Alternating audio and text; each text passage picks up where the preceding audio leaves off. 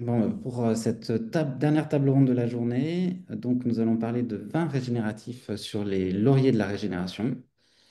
Nous avons une jolie table ronde avec des super invités, Mathieu de Petit Ballon, Thomas Dehoué, David Mimoun, Alcool Vivant, Aurélie Truffat du label Déméter. Peut-être vous présenter brièvement et en même temps donner votre perspective sur la régénération dans le domaine du vin et des alcools par extension. Qui veut commencer?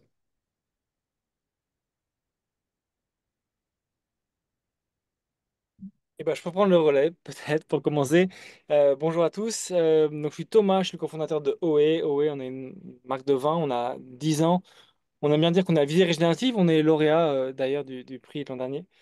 Euh, et une chose sur la régénération, j'aime bien raconter cette histoire d'une personne que j'avais vue qui était en fin de vie et qui me dit, je regrette pas le mal que j'ai fait, mais le bien que j'ai pas fait. Et je pense qu'en tant qu'entreprise, on peut aussi saisir cette opportunité de faire le bien, de prendre soin. Et donc, ça peut être évidemment autour des personnes et de la vulnérabilité, mais ça peut aussi évidemment être sur les sujets plutôt du vivant, de la biodiversité, les vers de terre, les arbres, etc. Et donc, on essaye de mettre au profit d'une courbe, enfin, ou une visée régénérative et utiliser ce qu'on a dans les mains pour servir le bien commun, y compris sur les sujets plutôt du handicap, de la vulnérabilité, mais aussi du vivant. Et c'est pour ça qu'on a pas mal d'actions avec nos vignerons, etc. Et je passe la main. Donc, lauréat Euh, 2024, hein. David, je peux prendre le relais si tu veux. Lauréat 2024 aussi. Je ne sais pas combien de temps ma connexion va durer. Je crois que j'ai une antenne qui, on va pas s'en plaindre, mais qui ne fonctionne pas très bien pas loin, donc ça coupe. David Mimoun, société Vivant. Vivant, on produit des spiritueux. En fait, on crée une filière agricole pour le secteur des spiritueux depuis un peu moins de 10 ans aussi. Et l'intérêt pour nous, on s'appelle Vivant pour l'aspect biodiversité, tout en bio, un peu plus même, sur l'aspect social. On crée des contrats de filière. C'est les producteurs, les agriculteurs qui fixent leurs prix et les conditions de travail, comme pour nos employés, on n'est pas nombreux, mais c'est eux qui fixent leur salaire et tout le monde est en général très raisonnable. Donc on milite pour une façon d'entrevoir non seulement l'agriculture, mais plutôt l'entreprise d'une façon régénérative, c'est-à-dire une façon intuitive et organique, où on voudrait pour nos employés, nos collaborateurs et nos clients la même chose que pour les membres de notre famille proche. C'est le principe de base, en tout cas moi, qui m'a agité pour créer Vivant. Voilà. Peut-être Mathieu? Alors bonjour, moi je suis Mathieu, je suis cofondateur du Petit Ballon. Le Petit Ballon, on a 14 ans aujourd'hui, enfin, bon, et on fait à peu près un chiffre d'affaires de l'ordre de 25 millions. Pour donner un peu de ordre d'idée, on est une société de distribution au départ qui part d'un concept de la box, de se dire qu'il y a plein de gens qui aiment le vin mais qui ne savent pas forcément quoi et comment choisir. Et donc on a créé ça avec Martin et donc Jean-Michel. Et l'idée, c'était vraiment de rendre le vin plus accessible, plus facile à acheter et plus simple à déguster. Donc nous, on est vraiment parti de ça, du fun et de notre ADN. On avait vraiment le côté web, découvrir, découverte. Et ce côté régénératif était moins présent chez nous au début. Je pense à Thomas, enfin, à Oé, qui avait ça depuis le départ et qui est un de leurs piliers extrêmement forts. Nous, c'est plutôt euh, une direction qu'on prend. Donc c'est quelque chose où on est vraiment en pleine mutation, en plein changement. Et ce changement, il a pris forme en 2020, enfin 2019-2020, vraiment à titre d'entreprise, d'évoluer là-dedans, ce qui fait suite au changement qu'on a pu avoir nous à titre perso avec Martin. Enfin, voilà. Donc, ça nous mène là-dedans. Et le régénératif, nous, aujourd'hui, on le regarde un peu plus loin, dans le sens où on est distributeur et on va discuter avec les producteurs, qui sont eux les connaissants, les sachants. Et nous, on vient apprendre, découvrir et essayer de porter la bonne parole auprès d'autres gens. Et donc, on essaie surtout de mettre en valeur les gens qui travaillent le mieux possible. Voilà, si je peux un peu La donner un peu un régénération cadre. aussi, toi qui as fait. Alors, nous, le régénératif, on l'a appris en découvrant, encore une fois, avec les acteurs, que ce soit pour l'agriculture du vivant, avec les producteurs, avec les vignerons, et chacun a son point de vue un peu différent.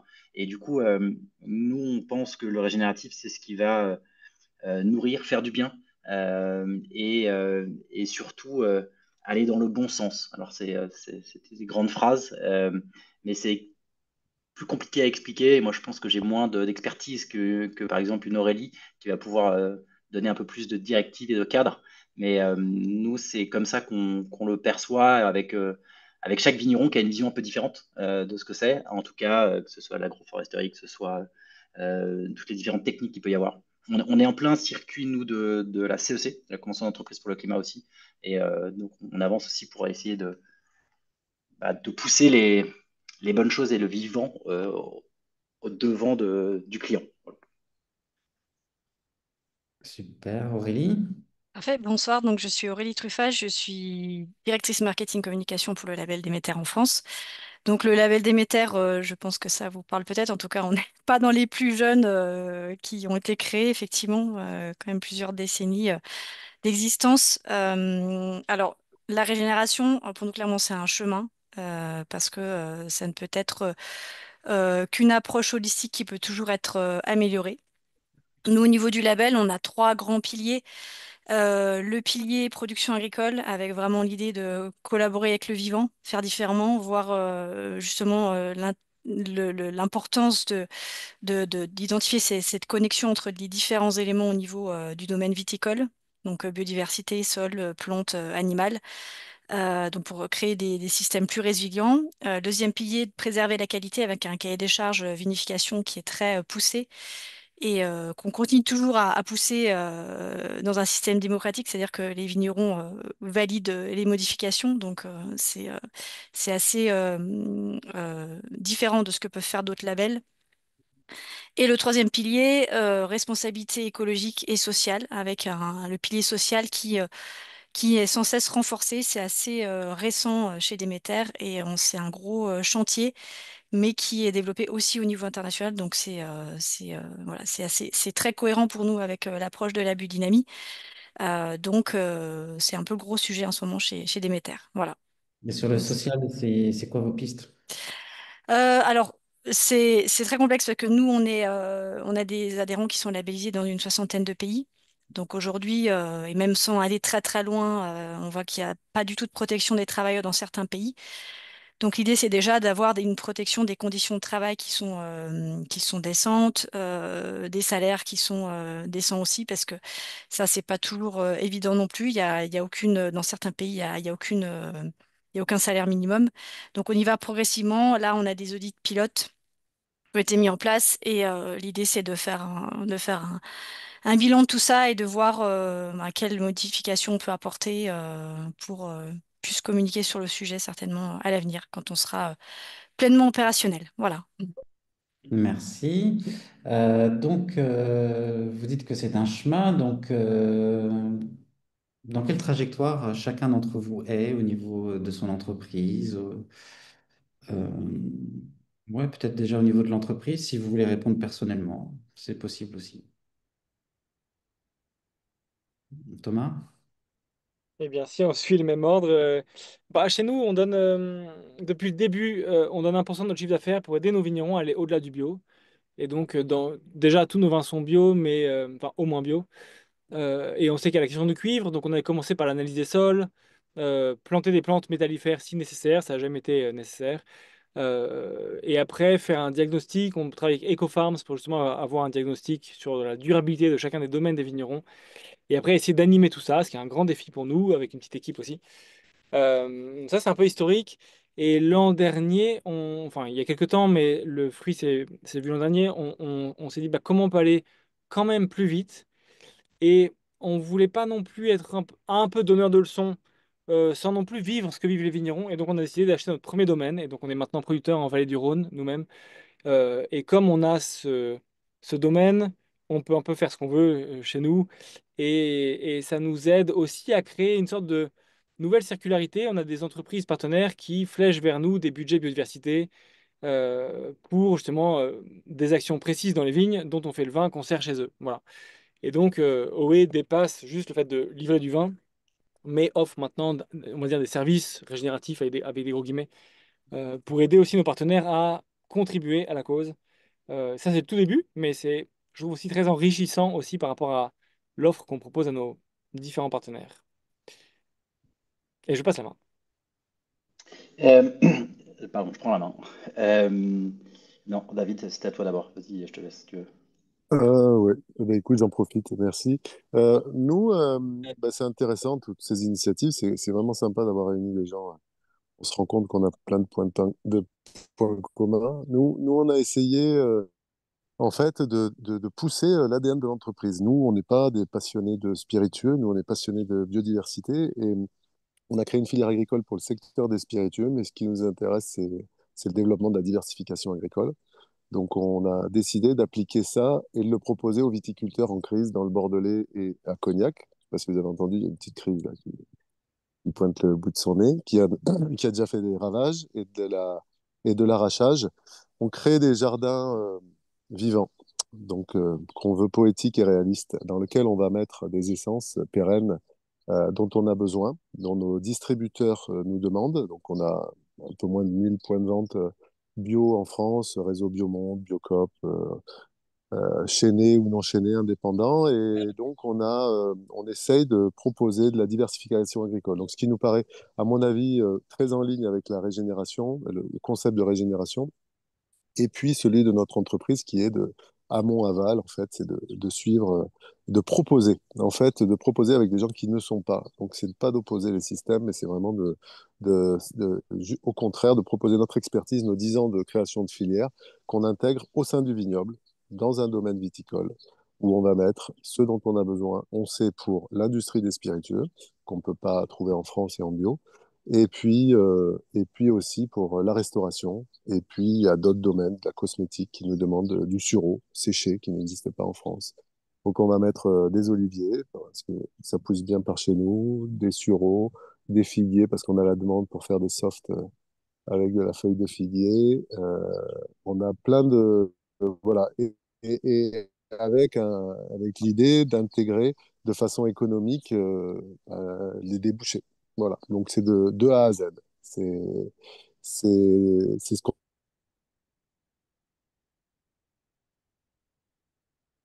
On a souvent cet enjeu de Voilà. Il y multivalorisation. a plein d'autres paramètres à intégrer. Ouais. C'est ça. Multivalorisation. On a Cheval Blanc, on est reçu par Cheval Blanc et Palmer en 2 semaines. Apparemment, ça les intéresse, les idées qu'on a maintenant. Il faut que ça s'intègre, eux, dans leur réalité physique. En tout cas, ils ont sauté sur l'occasion dès qu'on leur a parlé des jardins vivants. Et puis des gros domaines aussi du côté de Cognac. Voilà. Donc, on sent que c'est ça frétille, c'est la bonne piste, la diversification. Enfin, pour nous, c'est le bon sens agricole hein, et agronomique même Hmm, hmm. de base, hein, quand on parlait du cuivre. Mais en tout cas, voilà, on suit ce chemin-là en ce moment. Très bien. Mathieu, alors? Oui, alors nous, pour en avoir déjà discuté pas mal de fois avec Thomas, parce que on, on trouve que Thomas et Oé, ils ont vachement avancé, ils sont précurseurs là-dessus, donc on échange pas mal. Comme je disais, nous, on est en pleine phase pour dire où on en est aujourd'hui. Donc, on est en train de faire notre parcours CEC en ce moment avec, du coup, notre promesse qui doit aboutir. Et c'est une manière d'emmener aussi toute l'entreprise. Donc là, pour être tout à fait transparent, on a notre gros codir la semaine prochaine avec tout le monde. On est en pleine session, nous, des éléments du codir de The Week. Alors, c'est entre ce début de semaine. Donc voilà, on est en plein dedans. Nous, en fait, notre approche, elle va concerner en fait l'amont et l'aval. On considère qu'on est un pont entre les vignerons et les consommateurs et que notre rôle, il est vachement aussi d'être vers le consommateur pour essayer d'emmener justement vers une bascule vers le vin qui va régénérer le vivant, la terre et les liens, ce qui veut dire beaucoup de choses. C'est une grande trajectoire et je pense que Aurélie l'a dit, hein, c'est un chemin. Et pour, voilà, pour te répondre, où nous en sommes nous, nous sommes en train de tout mettre en place pour que cette direction et cette vision soit la nôtre et soit le seul chemin que nous empruntons pour les 20 prochaines années. Très, très bien. Oui. Oui, alors bah, nous, on a plusieurs chantiers qui sont plus ou moins avancés. On a renforcé les exigences biodiversité. Là, on va regarder un peu plus au niveau qualitatif et pas que en termes de pourcentage de surface dédiée à la biodiversité. Voilà, on a maintenant aussi la couverture du sol qui est obligatoirement une partie de l'année. Voilà, la microbiologie des sols intéresse aussi beaucoup Déméter, donc on a aussi des projets à ce niveau-là. Et puis peut-être aussi ce qui est important, c'est qu'on ouvre les partenariats aux distributeurs filière vin, filière bio. Parce qu'en fait, on a encadré la communication des distributeurs justement pour accompagner ceux qui veulent s'engager aux côtés de Déméter. Donc pour les former, leur permettre de communiquer sur le label, etc. Donc c'est justement l'importance des distributeurs dans l'écosystème de la régénération, du développement de filières. Donc c'est un rôle central et que nous, enfin, on a envie de se saisir du sujet maintenant avec Déméter. Mm. En ce moment, il y a une très belle enfin, il y a une communication sur le biorégénératif chez Naturalia. Ils sont lauréats. Mhm. Ouais, j'ai vu. Ouais, j'ai vu. Ils intègrent plusieurs labels. Mm. Tout à fait. Certification, Déméter, voilà, entre autres. Donc, effectivement, c'est en train de prendre. Alors, un exemple concret, chacun de vignoble, de cépage, de vigneron, comme vous voulez, mais quelque chose de, voilà, qu'est-ce que... Immergez-nous dans un exemple. Qu'est-ce qui se passe? Qu'est-ce que... Et je vous poserai après la question plus précisément des pratiques. Mais déjà, qu'est-ce qui se passe en fait, concrètement dans le vin? Peut-être si on suit le même ordre, du coup j'enchaîne. Chez nous, on travaille avec pas mal de vignerons et vigneronnes, et donc chacun a un peu son plan de travail. On a cofinancé l'installation de brebis landaises chez un vigneron, et donc canon de voir vraiment le vrai vivant, enfin des animaux au sein des vignes. Sur notre domaine, on a tout un plan d'action, et donc on commence à avancer. Et un exemple concret que j'aime bien, on a par exemple nos vins qui sont chez Accor Hotel, qui a des déchets organiques, qui donnent aux alchimistes, qui en font du compost, qu'on met dans nos vignes, dont on fait le vin, qu'on sert chez Accor Hotel. Voilà, une sorte de circularité qu'on aime bien, et qui absorbe du carbone et génère plus de vivants. Et aussi touche les consommateurs. J'aime bien ce que tu disais, Mathieu, aussi sur le fait, l'importance en tout cas de présenter ça et d'évangéliser les consommateurs pour que eux aussi, enfin chez eux ou avec eux, la bascule se fasse, quoi. Je sais que les brebis, on va voir ça avec Aurélie. Un vigneron, comment il fait de la viticulture régénérative? Question pour moi ou pour Aurélie ou... Pour toi, Thomas, Ouais, ouais. essayez de nous décrire Bah, un peu, en fait, prendre un exemple sans pour autant le citer. ouais, ouais. En fait, j'ai une limite à la question, c'est que je trouve qu'il n'y a pas la bonne pratique, et je pense que c'est un peu dangereux Non. avec des gros guillemets de dire bah voilà les quatre points à suivre pour Que évidemment le faire. quelqu'un a essayé. Si tu peux nous décrire, voilà, quelqu'un a essayé de faire ça. Je sais que les brebis, c'est Aurélie, et la circularité, je crois qu'on a à peu près compris le principe.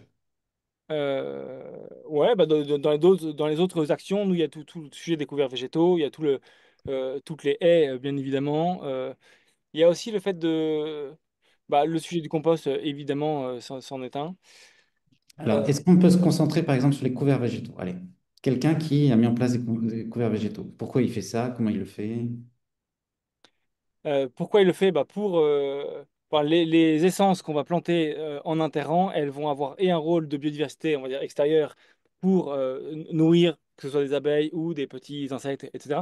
Et ils vont aussi avoir un système racinaire qui va plus aérer les sols. Il va aussi, enfin, c'est des essences de plantes qui vont peut-être mourir et retourner au sol, et donc enrichir les sols. Ça peut être d'azote, ça peut être d'autres éléments. Et donc l'idée, c'est de choisir les bonnes essences qui vont apporter ce qui peut manquer au sol. Donc, l'idée, c'est de partir aussi d'une analyse du sol avant. Euh, voilà, en quelques mots, un peu bref, quoi. Ouais, c'est ça. J'entends souvent dire que ça va être entre guillemets, un nid à, ravageurs. Non? Les couverts Euh, végétaux, parce qu'on aime bien que ce soit Nous, propre. on voit pas ça. Ce qu'on voit sur ce sujet précisément, on voit qu'il y a le sujet de l'humidité. Parce que s'il y a des couverts végétaux, il y a parfois plus d'humidité dans certaines régions. Donc, les régions où il y a le plus de vent, bah, c'est beaucoup plus facile, évidemment. Et par exemple, sur notre domaine, concrètement, on a les couverts végétaux là qu'on installe depuis peu de temps. Pour autant, on a décidé de les ou bien couper ou bien les tasser au sol parce que justement l'humidité grimpait trop haut, et nous mettait en danger, en tout cas sur certaines parties de la parcelle, quoi. Euh, Pourquoi c'est pas bien l'humidité? Bah pour le coup, là, c'est le sujet du mildiou, etc. En tout cas sur la parcelle. Ouais. D'accord. Un point de vue sur le cuivre, souvent on dit, oh là là, le cuivre. Bah, si je continue à répondre, sur le cuivre, nous, ce qu'on a vu, c'est bah, ce qu'on peut faire, c'est analyser la densité de métaux lourds présents dans les sols. J'ai pas tous les chiffres en tête, mais il y a des niveaux qui sont néfastes vraiment pour la biodiversité des sols et d'autres qui sont plus OK. En bio, il y a souvent cette question du cuivre versus pesticides. Et donc, ce qu'on a fait, nous, c'est qu'on mesure la quantité de métaux lourds dans les sols. Et après, si besoin, il y a des plantes métallifères qui viennent absorber les métaux lourds. Et après, on peut couper ces plantes-là, récupérer les métaux lourds pour les envoyer pour la cosmétique. On sait qu'on peut le faire, mais on n'a jamais, nous, en tout cas, dû le faire. Mais on sait que la solution existe. Et donc, peut-être le premier sujet, c'est de mesurer le taux de métaux lourds dans les sols pour voir est-ce que la biodiversité peut quand même s'exprimer ou est-ce que c'est pas possible, quoi. Super clair. David, est-ce que tu es connecté? Tu as une connexion là?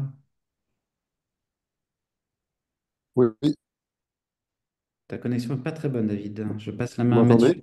m'entendez? Essayons. Ouais. Ouais. Ouais, est-ce que tu m'entends? Je vais me déplacer. On t'entend, on t'entend. Parle-nous des baies de Genièvre ou quelque chose comme ça. Eh ben, on est vraiment connectés, Jérémy. C'était exactement le sujet, le genévrier. Donc nous, c'est pas des vignes et des cépages. Nous, c'est la baie de Genièvre.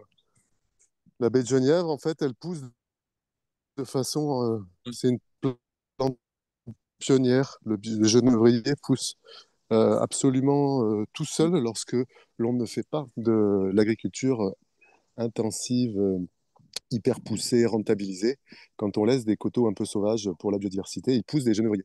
Et sinon, 99,99% des baies de Genève qui sont en France, qui sont utilisées en France, y compris en bio, viennent d'Estonie ou de Hongrie et de Moldavie aussi, qui sont des beaux pays dont on adore la musique d'ailleurs.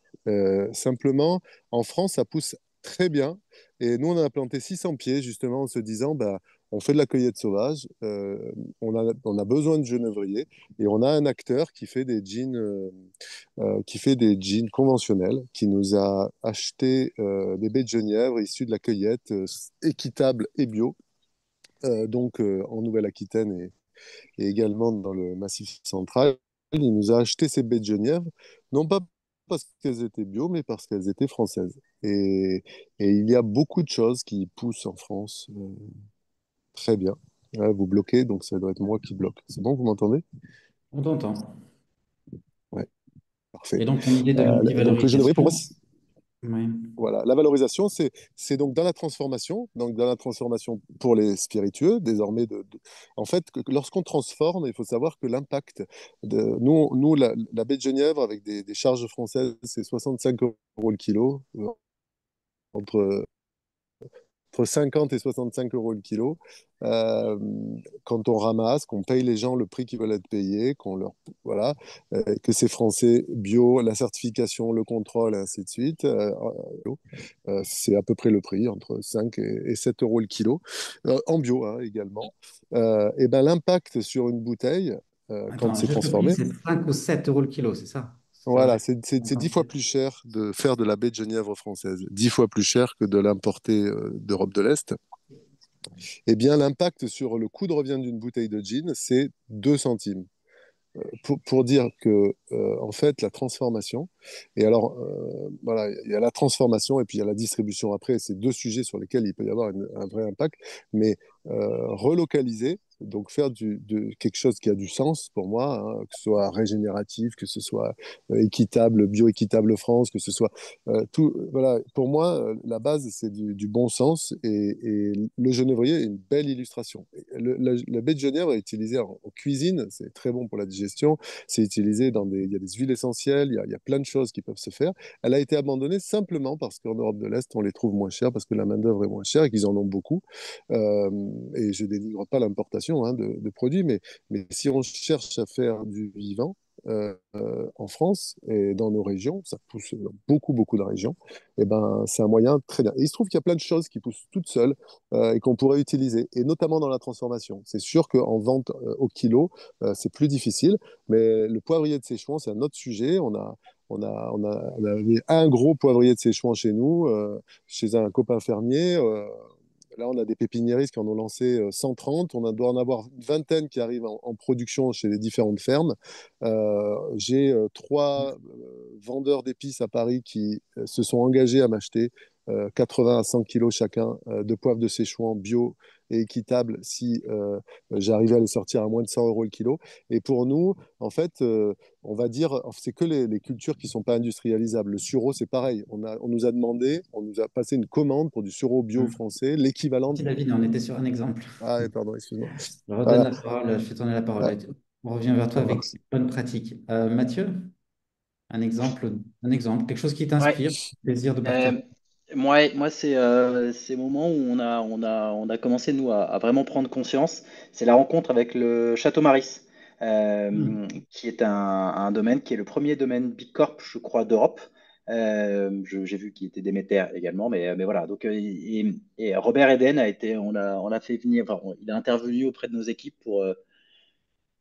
pour discuter de son expertise, son expérience. Et quand on parle du vivant, moi, ce qui m'avait marqué au-delà de tout ce qu'il fait, c'était que le travail, ils ont mis 8 années, je crois, pour réaliser leur chai, qui est 100% végétal. Euh, et, euh, et ce que j'aime bien, c'est qu'il dit le jour où on part, bah, on prend des masses, on casse tout, et ça revient à la terre et ça renourrit la terre. Et ben, je trouve ça hyper inspirant en l'occurrence, on n'est pas sur la vigne, mais on est sur le bâti. Et donc, il a fait 1000 choses, mais voilà, moi, c'est ça qui m'avait un peu marqué et que je trouvais extrêmement inspirant. Je crois que la boîte avec qui il l'avait lancé a mis les clés sous la porte. Il a dû racheter la boîte pour finir son chai. C'était, enfin, toute une histoire. Mais voilà, c'est quelque chose pour moi, d'inspirant, pour répondre à ta question de Château Maris. C'est un bel exemple. Et ils sont toujours en chemin. Ils te disent ils sont jamais arrivés. Bah, super, c'est vrai que ça, j'ai envie d'en savoir plus.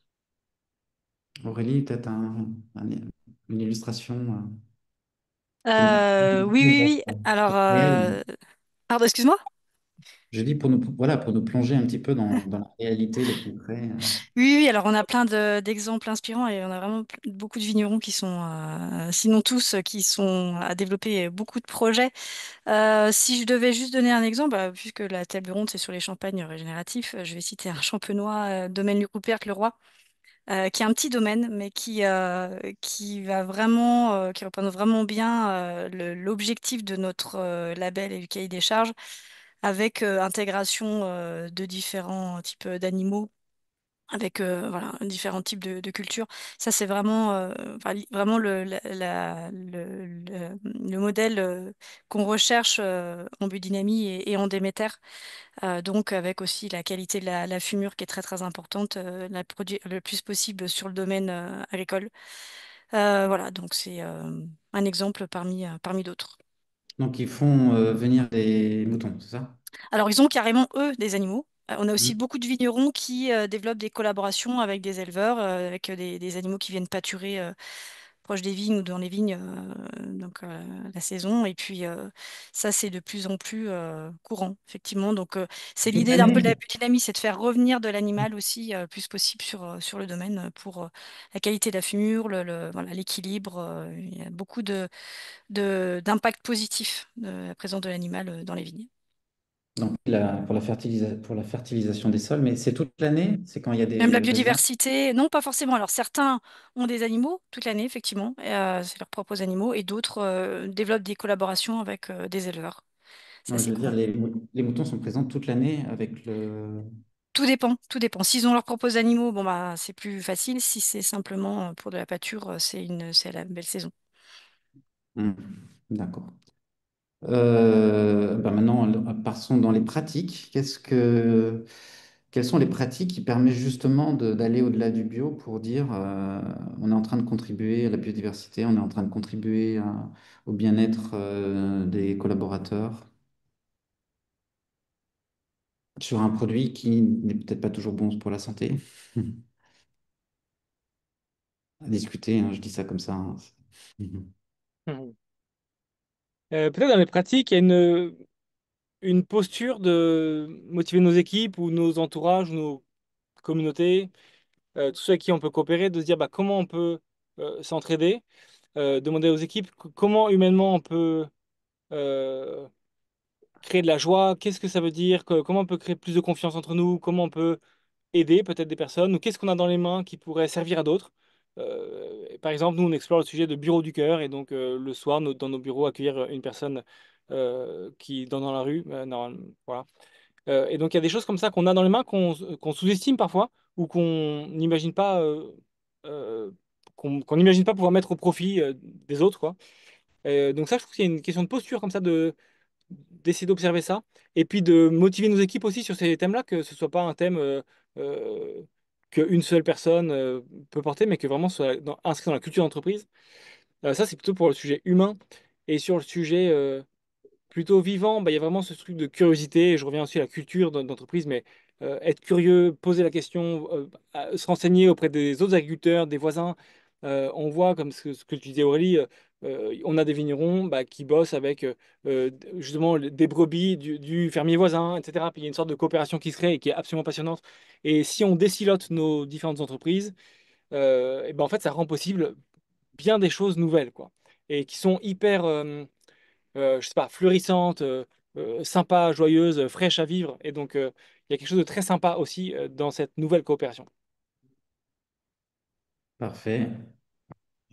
Là, David va avoir plein de choses à nous dire. Mhm. Bah, oui, je ne sais pas dans quelle direction partir, euh, parce qu'il y a tellement de sujets dans les pratiques. La première, vu que ça reste une entreprise qu'on a créée, c'est le bien-être en fait des collaborateurs, des gens qui travaillent avec nous. Alors nous, on crée une filière, donc c'est autant des agriculteurs que juste nos employés. Et c'est de se poser la question si on est au bon endroit, si notre action est juste, et si ben, l'employé est content de ce qu'il fait. Et dans une entreprise, une petite entreprise comme nous, on a souvent multitâches et des nouvelles fonctions qui arrivent et des nouvelles opportunités. Et donc, de se poser régulièrement que ça me correspond toujours et est-ce que le chemin d'entreprise. Et je pense que l'amélioration continue pour de se, de se demander si on est bien à notre cœur, notre mission, notre élan spontané qu'on a chacun différent au sein de l'entreprise. C'est pour ça que moi je dis toujours, on essaye que toutes les énergies soient alignées de la plante jusqu'à l'agent commercial, au grossiste, au distributeur. Et les distributeurs qui nous mettent des couteaux sous la gorge, qui nous prennent en otage, qui nous menacent de nous... En fait, petit à petit, on essaye d'écrémer et de diminuer leur impact. Souvent, c'est les gros, hein, donc ils représentent beaucoup du chiffre, et d'aller vers des gens avec qui on a une communication, avec qui on peut parler, ne serait-ce que ça, dans la distribution. Pour moi, toutes les belles initiatives et les bonnes pratiques n'ont de fonction et de pérennité que si elles s'inscrivent dans une réalité, un marché et des débouchés. Et c'est pour ça que on veut tisser avec les distributeurs. C'est ce qu'on fait là sur les jardins vivants, marché de Léopold. 27 magasins s'engagent à distribuer tout ce qui en sortira. Et ben, c'est quelqu'un avec qui on peut parler. C'est quelqu'un qui répond au téléphone. C'est quelqu'un qui est disponible et qui veut avancer là-dedans. Si on ne se connaît pas au premier abord, quoi. C'est, voilà, à permettre aux collaborateurs, aux agriculteurs, eh ben de pouvoir de ce qu'on veut faire, développer le vivant. Parfait, C'était très inspirant. un peu vague. C'était un peu Non, non, vague, c'était hein. très Pas précis. Moi, j'ai bien compris. Effectivement, dans la régénération, souvent on dit qu'il faut se concentrer sur ce qui a de la valeur, créer de la valeur et travailler avec les gens qui ont envie d'aller dans la même direction que nous. Mm, Donc, c'était très clair, hein, David. Mathieu? merci. Euh, Nous, on a basé notre entreprise sur le bien se marrer avec Martin. Donc, encore une fois, c'était C'est comme une ça très qu'on a petite été. bande de... Ouais, la joie chez Mais vous, c'est au quotidien, hein. non, mais en fait, Non, je veux dire tout le monde, hein. Thomas, David, Mathieu, ouais, Aurélie. ouais, bah, je connais pas bien donc David et Rolly, mais je connais Thomas et je pense qu'il y a de ça là-dedans en fait. C'est qu'on est là aussi pour avancer, bien sûr, pour bosser, mais il faut que c'est à la fois du sens et de la joie derrière tout ça. Donc, j'expliquais que ouais, avec Martin, on a créé notre entreprise enfin, quand on a lancé le truc, on avait un ADN qu'on avait écrit qui était la fonction première, c'était bien se marrer. Et donc, on a essayé de tenir ça. Ça fait 14 ans, je disais. il y a eu plusieurs phases de vie, des phases faciles, des phases plus compliquées. Et dans ces phases plus compliquées, c'est pas toujours facile d'arriver à prendre soin de tout, des fournisseurs, des vignerons, enfin, nous, nos distributeurs, on a quelques-uns quand même en B2B, mais de nos clients et de nos salariés. Et tout ça est pas simple.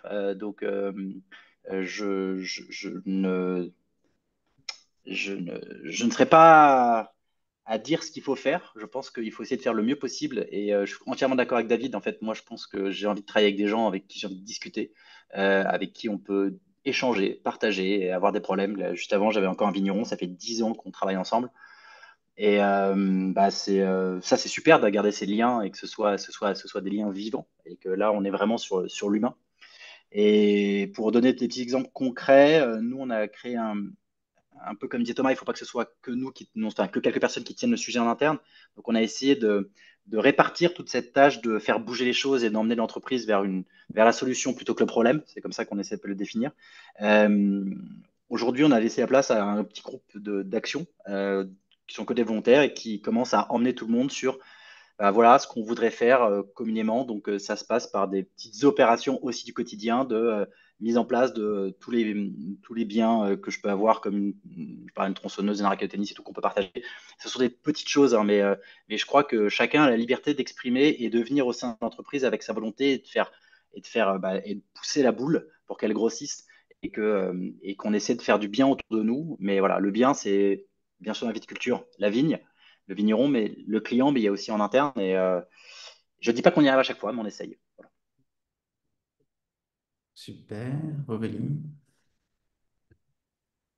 Alors oui, donc, nous on est un label, donc effectivement il y a un cadre qui est défini, mais par contre effectivement on est structuré sous forme associative, donc on a des commissions aussi qui travaillent sur les cahiers des charges vinification, c'est-à-dire que les agriculteurs, les vignerons, les entreprises de transformation sont vraiment inclus dans la réflexion pour faire évoluer les cahiers des charges et le label.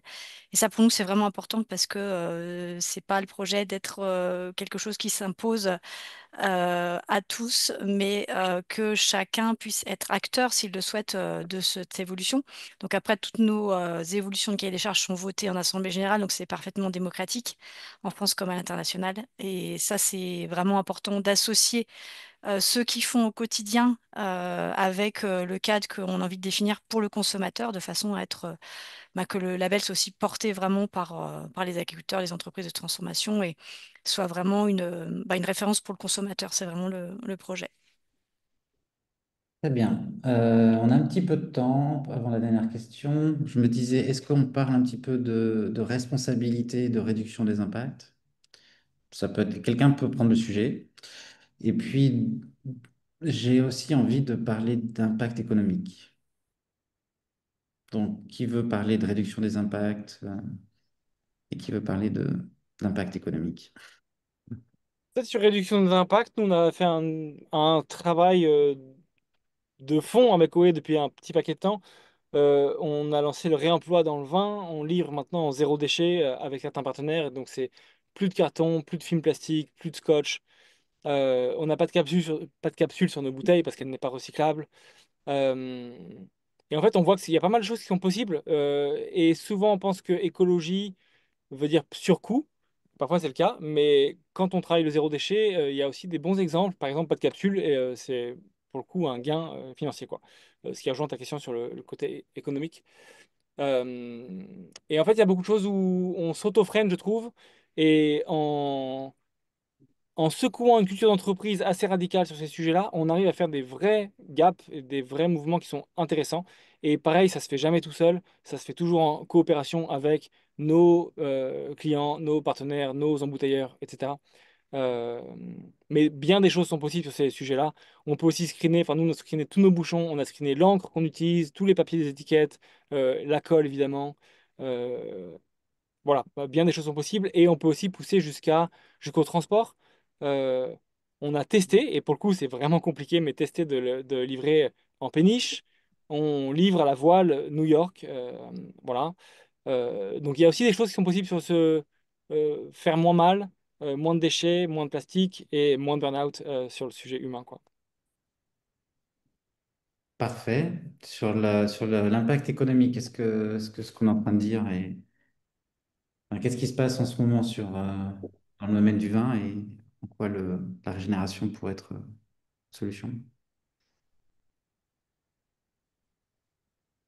Il y a des gens qui payent pour ça.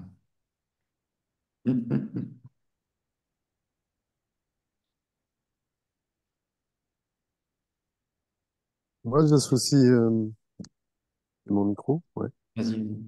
Moi, j'associe beaucoup la régénération et comment on dit, la pérennité économique, la cohérence économique avec le fait de mutualiser avec d'autres acteurs. Je trouve que j'essaye de motiver dans les domaines des spiritueux, c'est une catastrophe.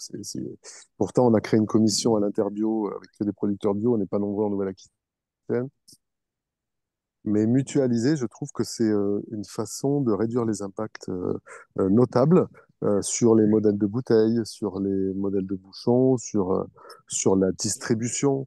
Euh, et je crois qu'on n'est encore pas suffisamment tombé fort dans le chaos pour que le modèle capitaliste classique soit vraiment exposé à ses défauts, dans le sens où, pour moi, tout ce dont on parle sur l'agriculture, de régénération, c'est-à-dire d'interconnexion, de polyculture, de lien social. Tout ça, pour moi, ça doit être appliqué à l'économie et je pense que à plusieurs, on a tous c'est un peu bateau, hein, mais on a tous des qualités. Je veux dire, on a un marché, par exemple, export qu'on va maîtriser mieux, qu'un tel va maîtriser mieux.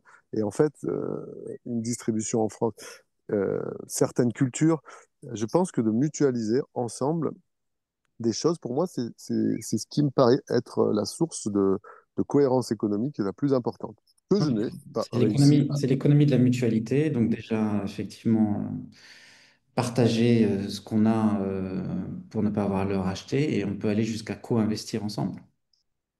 On Voilà. s'oriente Pour sur moi, quelque chose, comme disait Mathieu, sur 10 ans, on peut se permettre de co-investir sur quelque chose. Et il n'y a pas que mm, moi qui prends l'investissement, c'est nous qui prenons l'investissement. exactement. Et je trouve que ça a vraiment du sens que de regarder ça. Ben, nous, on n'a pas encore vraiment trouvé et c'est réussi. On sème des graines, on en parle. Et j'ai l'impression que plus on se rapproche de notre ADN, plus on va rencontrer des entreprises qui ne sont pas dans notre secteur, qui sont dans le même ADN et avec qui on va réussir à mutualiser. Et là, je me rends compte maintenant avec les jardins vivants qui sont beaucoup plus généralistes que le secteur des spiritueux. On s'adresse à des viticulteurs parce qu'ils sont en crise autour de nous, mais ça s'adresse à une collectivité, ça s'adresse à une entreprise qui a du terrain. On intègre les enfants pour planter, on compte la biodiversité. Et tous ces projets-là, ils vont rejoindre beaucoup de gens, je pense. Plus on va au cœur, plus on va vers le cœur et la motivation de notre élan premier, et plus je pense qu'on va réussir ça. Pour l'instant, voilà, dans le concret, on n'y a pas encore réussi. J'ai pas réussi à motiver les copains distillateurs à prendre la même bouteille. J'ai pas, mais voilà, peut-être que avec le temps, j'ai l'impression avec un gros chaos généralisé de l'économie classique, je pense que ça pourrait aider. Mais sans l'appeler de mes voeux, j'ai le sentiment que il faut bien que quelque chose se passe pour réaliser que tout seul, on peut pas être en haut de la montagne avec tout son pognon et être la seule marque. Ne serait-ce que le concept d'avoir une marque à soi et la seule et le premier. Je veux dire, ce concept même-là est un peu passé, quoi. D'accord. Moi, je vois des gens qui ont réussi, des self-made man en Charente, qui là sont en train de dégringoler et qui n'arrivent pas à se dire, mais mon voisin a fait la même chose, on va peut-être pouvoir s'aider. Ils se disent, enfin, bref, Je vois. je vais passer la main. Mathieu, peut-être sur est-ce qu'il y a des acheteurs par rapport à tout ce qu'on est en train de se dire et Aurélie, plutôt l'intérêt d'être labellisé pour booster les ventes. Ouais. Moi, sur le sujet économique, c'est compliqué pour l'entreprise enfin, c'est très souvent. Je rejoins David, la vision qu'on avait avant, qui était uniquement la vision économique qu'il fallait prendre en compte. Maintenant, c'est plus possible déjà, enfin, de mon point de vue. Hmm. Mais c'est pas possible de ne pas prendre cette vision en compte. Donc, la réalité économique, elle est dure. Donc, on parle aujourd'hui du milieu du vin. David le voit bien, lui, là où il est, justement, Bordeaux et Charente, c'est vraiment c'est très compliqué. Là, les mauvaises nouvelles continuent à tomber. Là, j'ai entendu que le nombre de domaines en conversion bio chute pour la première fois. Enfin, voilà, il y a des choses, il y a des mauvaises nouvelles qui s'opèrent aussi euh, dans le domaine et dans les chiffres. Est-ce qu'il faut aller jusqu'au chaos, David? Je sais pas, mais en tout cas un réveil et un partage et se dire qu'il faut mieux consommer, c'est un point qu'on aimerait pousser auprès des consommateurs. Donc là, je te parle juste de vision économique et de réalité en face. Euh, pour donner juste un petit exemple, tout à l'heure, Thomas parlait de voir aussi comment on pouvait mutualiser les choses. Euh, Nous, on voit que, par exemple, il y a une réalité économique de se faire livrer en point relais, parce qu'on est vraiment en distribution, on envoie, euh, euh, est plus viable d'un point de vue environnemental, sans être dans le régénératif, on parle juste de déplacement, mais euh, d'un point de vue impact carbone, je crois. Et c'est un peu plus intéressant d'un point de vue économique. Donc en fait, finalement, tu pousses les gens à aller plutôt aller chercher dans l'emploi relais plutôt que de se faire livrer chez eux. Bah, c'est des petits détails, mais en fait, là, tu peux lier la partie améliorer les choses et être un peu plus viable d'un point de vue économique. Voilà, pour donner un Euh, exemple. oui, effectivement, dans la régénération, on ne peut pas penser que économique sous l'angle profit et économique. Il faut réfléchir globalement, mais c'est vrai que c'est important. Qu'est-ce qui se passe chez Petit Ballon entre cette bouteille-là et cette bouteille-là? Et cette bouteille-là étant mieux que cette bouteille-là. Tu veux dire Comment, en termes de choix? ouais, comment qu'est-ce que vous Le avez prisme, le prisme, expérimenté qui nous fait penser que alors, des le démarches aussi prisme, exigeantes, que les démarches les plus exigeantes que nous portons intéressent les consommateurs finaux? bah, euh, l'ADN qu'on avait au départ, c'était le vin il est bon, s'il est bio c'est mieux, et s'il est biodynamie. Et donc en fait encore une fois c'est pas au départ dans notre ADN, c'est l'évolution qu'on est en train de mener chez nous pour pouvoir Ah, emmener à ça. On veut pas être non plus, euh, on a une vocation d'être plutôt assez mainstream en fait et de parler et de ouais. pas avoir une vision de, je voudrais pas être un vendeur de vin nature uniquement par exemple et exclure ce qui ne l'est pas. Je préfère montrer des vins, des vignerons qui travaillent bien et d'autres gens qui potentiellement travaillent pas encore bien, enfin pas encore bien, encore une fois, c'est très subjectif, et les emmener, leur dire, regarde, nous, on travaille, on a plus de 70% de nos vins qui sont bio, euh, mais ce n'est pas qu'une finalité. Nous, on voudrait en fait emmener le consommateur et emmener le vigneron avec. Et leur dire, en fait, regardez, si jamais vous faites les choses mieux, bah, en fait, vous allez mieux pour la terre, économiquement, et en tout cas, nous, on pourra plus vous en racheter, et on pourra plus travailler avec vous. C'est l'objectif. Mais je veux emmener les consommateurs pour leur dire, regardez, achète plutôt ce vin-là à la comparaison, celui-ci bosse mieux là-dessus. Mais encore une fois, je suis sur une partie très distribution, moins production. Je ne me sens pas légitime, comme peut l'être aujourd'hui un Thomas qui, lui, a les mains dedans et connaît mieux le sujet. Nous, on va plutôt essayer de valoriser ce que fait le vigneron auprès du consommateur. Je crois qu'il y a un magasin qui s'appelle Thrive aux US. Faut que je te le retrouve. Ils ont mis des petits tags. Enfin, ils ont fait des filtres différents, dont le filtre Regen. Faut que je te le Eh retrouve. ben, nous, typiquement, tu vois, en termes de filtres, ce qu'on avait créé au préalable, c'était, on appelait ça les labels équivalents. C'était qu'on classait les vins en fonction de leur goût. Et tu avais pour le vin rouge, tu avais quatre manières différentes de classer, plutôt en fonction de ce que tu avais en bouche, plutôt que d'où ça venait. Donc, on a encore une fois, l'ADN qui est long au départ, c'est de rendre le vin plus accessible. Et c'est dans l'évolution qu'on est en train de mener, nous, qu'on va devenir ce qu'on est, ce qu'on va. Enfin, et quand je parle de OE comme un exemple, c'est que eux, ils ont l'ADN depuis le départ et qui portent ça. Et voilà, c'est un bon exemple à suivre de ce qu'il faut faire. Et maintenant, nous, on doit emmener toute notre communauté qui est conséquente de vignerons, mais également surtout de consommateurs. Oui, parce qu'en fait, c'est multidimensionnel. Je t'ai trouvé le site web de mémoire, il y avait un petit onglet. Et en fait, c'est chacun en fonction de ses goûts, quelque part, avec différents critères d'appétence, quoi. J'ai raconté une petite histoire sur la partie label, parce que quand on a voulu nous développer aussi des nouvelles Attends, offres, on avait des. Aurélie nous a dit qu'elle devait partir à 19h. Je lui passe la main. Je te reprends après, je t'apprends. Je vais être ravie sur le sujet. Effectivement, ce qui est peut-être plus complexe dans le milieu du vin, c'est que il y a certains domaines, en fait, rien que le nom du domaine, enfin la notoriété fait que c'est ça qui va faire vendre le vin, hein, voilà. Nous, on a vraiment le cas, on a différents types d'adhérents. On a vraiment du tout petit domaine qui démarre son activité au très très grand domaine où en fait déjà ben, le vin est vendu avant que les raisins soient récoltés. Voilà, en gros, c'est ça. Donc, on a des très grands domaines qui sont labellisés, qui ne le mettent pas sur les étiquettes, mais qui veulent être labellisés parce qu'ils veulent pouvoir dire qu'ils font bien et ils veulent être suivis par rapport à leurs pratiques. Mais clairement, voilà, c'est vrai que ça soit au niveau international, au niveau français, ce qu'on nous dise globalement, une bonne partie des vignerons en tout cas, c'est que ça les aide à commercialiser effectivement. Il y a un taux de confiance qui est vraiment intéressant du consommateur par rapport au label Déméter.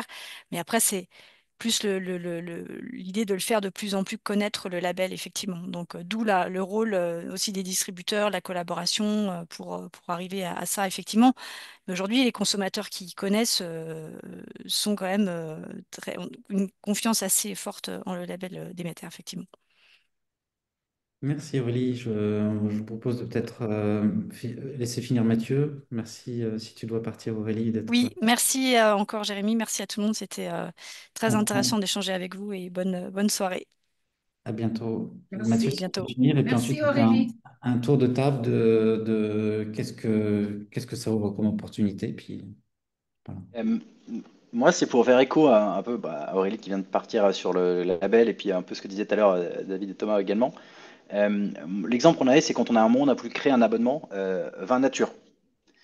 Et en fait, on se retrouvait face à un problème de label, justement, parce qu'on ne pouvait pas dire que ce vin était nature, parce qu'aujourd'hui, la définition de nature n'était pas écrite. C'était il y a 6 7 ans. Et c'était très personnel. Chacun, les vignerons disaient, bah, c'est quand tu n'interviens pas en vigne et quand tu n'interviens pas à la vinification. Mais c'est quelque chose de relativement personnel. Et du coup, on a été confronté au fait qu'on ne puisse pas, nous, étant un peu gros et un peu observé, dire que ce vin était nature. Donc, on a dû chercher un label. Et il y avait un label qui existait, qui était le vin méthode nature, qui était une classification que beaucoup de gens qui étaient de nature dénigraient. Donc, ça, c'est pas toujours très simple. Et donc, pour dire sur le régénératif, je crois que et le vivant. Je ne sais pas s'il y a des gens qui peuvent trancher en disant ça c'est Regen, enfin je crois pas qu'on en soit là aujourd'hui. Je sais pas si c'est ce qu'on doit avoir, mais en tout cas il y a des phases qui sont hyper importantes et quand on voit que bah, tout le travail qui a été fait par les labels et Déméter en a un bon exemple, c'est de faire connaître, de dire aux gens bah voilà ce qui est fait il y a un cahier des charges, c'est suivi et ça traite plutôt bien les choses. Maintenant, les labels, pour aller encore plus loin, moi je les connais pas, peut-être que Thomas et David les connaissent, mais voilà, c'est une démarche, il faut avancer et toujours faire mieux avec tout le monde. Tous Bah, les- sur les labels, tu as celui qui s'appelle Regenerative Organic Certified, qui est celui utilisé aux US. Enfin, Demeter en est un label positif, puisqu'ils vont plus loin que le bio, ils incluent le social. Et Regenerative Organic Certified, hein. Par exemple, là, en 2025, c'est Galoupé qui a été récompensé, qui est certifié Regenerative Organic Certified de LVMH. Mais c'est pas parce que c'est des métaux, c'est pas parce que c'est rock que ça évoque quelque chose au consommateur final. Ce que tu vas partager, c'est 20 méthodes nature. Il y a une histoire derrière. C'est pas juste, tiens, c'est un label, boum, qualité. Quel genre de qualité? Ah, ben Et ça, c'est c'est tout intéressant ce l'enjeu. que tu disais sur la méthode nature ou vin nature. Tu commences ou la régénération, tu commences à rentrer dans quelque chose de plus tangible que c'est bio. Ouais, et en fait, moi, j'étais discuté avec des sommeliers plutôt plus jeunes mais qui étaient de manière, moi, je travaille que du nature, et je dis, bah, vas-y, définis-moi ton nature. C'est quoi, comment est-ce que tu le fais? Il dit, bah, tu connais les vignerons, tu sais qu'ils sont en nature. Je dis, bah oui, mais moi, le consommateur, il ne le sait pas aujourd'hui.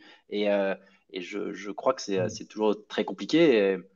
Et quand on a voulu, nous, attaquer le sujet, le vin méthode nature, bah, je vais peut-être arrêter de parler que de ça, mais c'était quelque chose qui avait été travaillé pour la grande distribution pour pouvoir s'affranchir et dire ça, c'est nature. Euh, Encore une fois, j'ai pas d'avis là-dessus, c'est juste que nous, on s'est retrouvés face à cette manière de pouvoir dire les choses.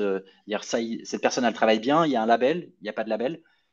C'est encore une fois très subjectif. Le monde du vin, c'est très éclaté, c'est plein de petites exploitations et s'il faut connaître, faut que si chaque client final doit connaître le vigneron pour essayer de savoir si c'est bien fait ou pas, bah, c'est Mm. compliqué. Donc, on essaie, nous, d'intervenir pour essayer de pousser les bons vignerons et emmener ceux qui sont dans une démarche pour aller plus loin.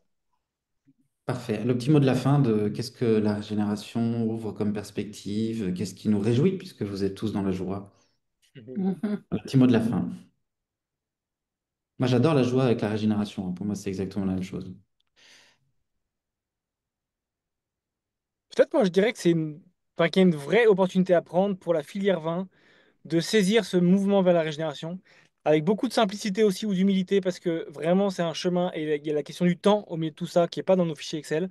Et c'est une belle opportunité pour à la fois se remettre les pieds ou se réancrer, se réenraciner dans les territoires Et à la fois pour raconter une histoire vraiment nouvelle, je veux dire, la vigne, le vin en France, c'est des territoires géniaux, c'est des hectares, c'est des terres, c'est des oiseaux, c'est des champs, enfin c'est large quoi. Et donc on a tout ça et c'est un asset absolument génial pour rendre possible le changement, refaire renaître je sais pas, le vivant, les fleurs, la vie. On a cette capacité-là qui est énorme et qui est en fait assez rare quoi. Il y a plein d'industries qui n'ont pas tout ça. Nous, on l'a. Et donc, je pense que c'est une opportunité collective à saisir. Et vraiment collective, parce que les uns les autres, on découvre, on s'entraide. Il y a vraiment ce truc-là, cette énergie-là, qui est très euh, symptomatique du vin, quoi. Le monde du vin, c'est vraiment, on est autour de la bouteille. Et la vraie valeur, c'est pas peut-être pas tant la bouteille, mais c'est ce qui se passe autour, quoi. Et j'ai l'impression qu'on peut le vivre à l'échelle de la filière, quoi, pour un peu remettre du souffle nouveau dans cet univers du vin qui a peut-être un peu perdu ça ces derniers temps. Mais donc, c'est une belle opportunité, je pense, qui est très positive, en fait. Je partage les mythes fondateurs de l'écologie. Vous allez voir que celui qui nous concerne, c'est Dionysos. Et oui, c'était au-delà voilà, du vin, c'est celui qui était le plus écolo chez les Grecs. Il reliait le sol, la vigne, les humains et le lien. Et il parlait vraiment de vivant, de nature vivante jusque dans les rochers. Les rochers, mais comme tu y vas, Jérémy, enfin. Ah, c'est pas moi, c'est lui, hein, voilà. Ah oui, d'accord. Toi, tu Moi, saurais je pas des vois trucs pas comme où est le ça. vivant, mais Tu dirais pas que la vie est partout, quoi. ah non, Mais moi. moi, je trouve que je suis d'accord avec Thomas. Enfin, ou en tout cas, j'ai chopé un morceau de ce que tu as dit et qui m'a fait penser si l'opportunité de la régénération, en fait, c'est l'opportunité du beau. En fait, si on arrive à montrer, et je trouve que tu as raison, dans l'agriculture, il y a tellement de belles choses à montrer. On sait que dans le business, le storytelling est essentiel et la beauté de la bouteille, et ainsi de suite. Et en fait, on a tout ce qu'il faut pour raconter une belle histoire, parce que l'histoire de la nature, la pollinisation, je veux dire, c'est juste phénoménal tout ce qui se passe à chaque instant pour que on puisse vivre de ces activités-là, hein, parce que dans humain, humus, humilité, enfin, c'est les mêmes bases. Et la première, c'est qu'on ne pourrait pas bosser sans les abeilles, la pollinisation, le vent et tous les éléments. Et je pense que c'est de mettre en avant, au travers de la régénération, tout ça, en fait, eh ben, moi, je pense que c'est un vecteur aussi de sortie de crise, de développement des affaires par la base, par l'agricole, par la terre, par voilà, l'humus. Je sais pas si tu parles, Jérémy, mais il y a ton micro qui est coupé. On dirait que tu parles, mais c'est peut-être pas à nous. Voilà, donc une belle opportunité de montrer la beauté de ce qui nous entoure et de le faire ensemble. C'est ce que je pense. Ok. Jérémy, tu veux que je prenne la suite? Comme t'as envie. Bah, merci. Moi, je vais essayer. Je me rappelle d'une personne qui nous avait aidé, qui nous faisait du conseil en RSE quand on a commencé, et qui nous disait, vous avez une chance incroyable, c'est que d'un point de vue carbone, vous êtes au plus près, vous avez la solution dans les mains. Les vignerons, ce sont eux, c'est la nature, c'est ça, si on prend cet angle-là, qui peut arriver à être la solution. Et ça, on parle de beauté, mais on parle de solution. Et je t'amènerais juste on parlait de sol, on parlait de vivant, et on parlait d'abeilles, de tout ça. Moi, je pense beaucoup aux vignerons, parce que c'est aussi le vivant, c'est le vigneron, et je trouve que moi, j'ai découvert dans ce secteur que je ne connaissais pas il y a 15 ans, des gens absolument incroyables, et en fait, le vigneron, pour te rejoindre, David, c'est c'est des gens qui sont humbles et qui sont face à la nature au quotidien et qui subissent la nature de plein fouet. Donc ils sont acteurs, mais aussi ils en subissent les conséquences de dérèglement, si on peut parler de dérèglement. Et ça, du coup, bah, moi je pense beaucoup à eux parce que j'ai rencontré des gens absolument géniaux dans ce secteur-là. Donc le vivant, c'est eux aussi. Merci. Bah, je crois on a clos. On peut clore. Merci à tout le monde. Voilà, j'annule. Touc. Merci. Merci bien.